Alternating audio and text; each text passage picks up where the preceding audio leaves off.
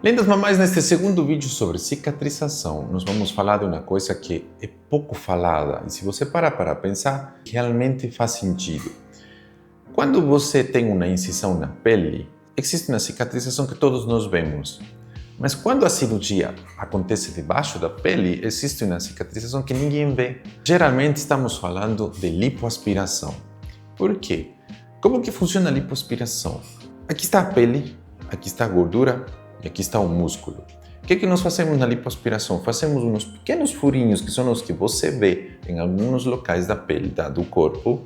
E por estes furinhos nós entramos com as cânulas, as tecnologias, os aparelhos, e o que nós fazemos é retirar esta gordura. Então nós estamos traumatizando todo este tecido.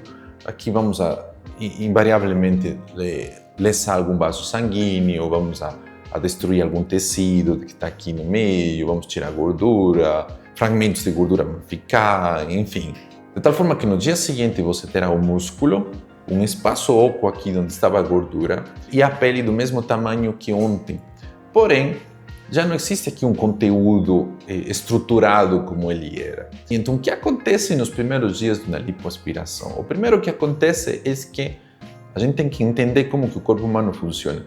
Nunca existe uma cavidade seca no corpo humano. Então nós tiramos daqui a gordura e aqui fica um oco. Porém, este oco não está seco. É como a boca, como os olhos. Sempre vai ter líquido. Líquido que sobrou da lipoaspiração. Líquido que o próprio corpo vai formar, como detritos de células, líquido linfático, sangue, enfim, uma série de coisas, de substâncias que ficam aqui. Então, o primeiro que acontece é que nos primeiros 4, 5 dias da cirurgia é a fase inflamatória. É uma fase na qual você incha muito, é na qual todos os tecidos que estão no local vão a recrutar, vão a chamar mais células que estão no sangue para quê? Para ajudar a limpar todos os detritos dos tecidos que não têm mais vitalidade. E isto tem como resposta uma inflamação local, aumento do calor, aumento da dor, aumento do edema no local.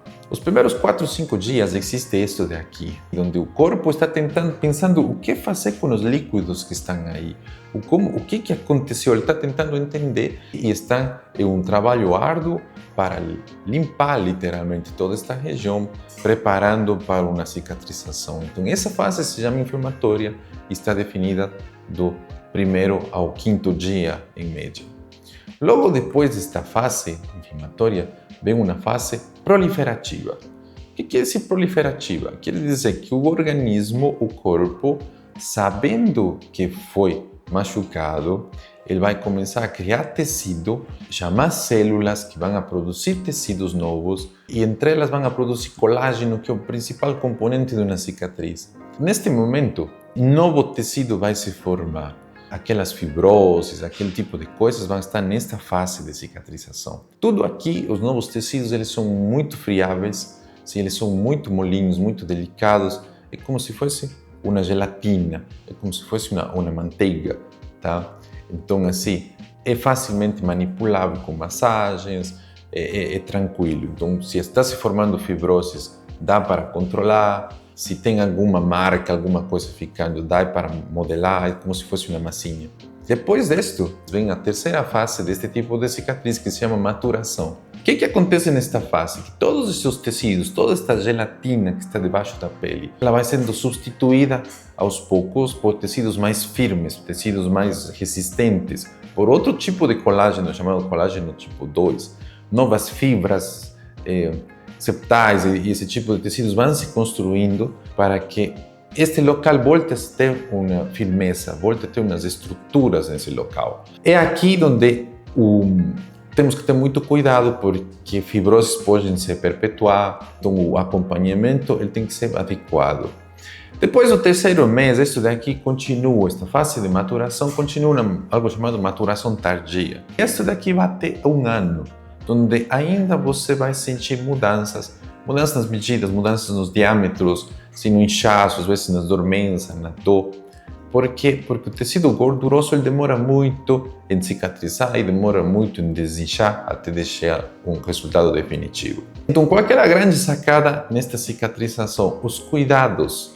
Como temos que fazer os cuidados em cada fase? Lembrando que, atualmente, é muito comum a gente utilizar tecnologias além de somente retirar o tecido gorduroso, a gente esquenta ele, a gente usa ultrassom que vibra e emulsifica as gorduras, tem uma série de coisas que têm muitos benefícios, faz que todas estas fases sejam um pouco diferentes do que seria normalmente. A equipe, as pessoas que vão cuidar de você, elas têm que ter muita experiência nesse tipo de cirurgias para conseguir lidar com o que elas vão sentir. Porque quando você passa a mão na pele que foi lipoaspirada por baixo, tem momentos nos que você vai sentir endurecimentos, outras vezes muito mole, outras vezes vai ter líquido acumulado em certos locais, outras vezes vai sentir um certo grau de fibrose. Então você precisa de uma equipe muito treinada para diferenciar o que é que e saber exatamente o que fazer para evitar complicações a longo prazo. E complicações que eu falo são alterações estruturais que levam a uma alteração estética a longo prazo, como por exemplo irregularidades, fibrose, aquelas peles coladas lá embaixo e quando você mexe fica irregular, esse tipo de coisas é muito importante. Então, as talas de compressão, as malhas cirúrgicas, a drenagem linfática são apenas uma pequena parte do processo, porque você vai precisar de movimentação, de fisioterapia, de uma forma diferente de liberação dos tecidos, e isto daqui precisa de pessoas muito treinadas, como são as pessoas daqui da clínica que têm uma experiência incrível neste tipo de procedimentos.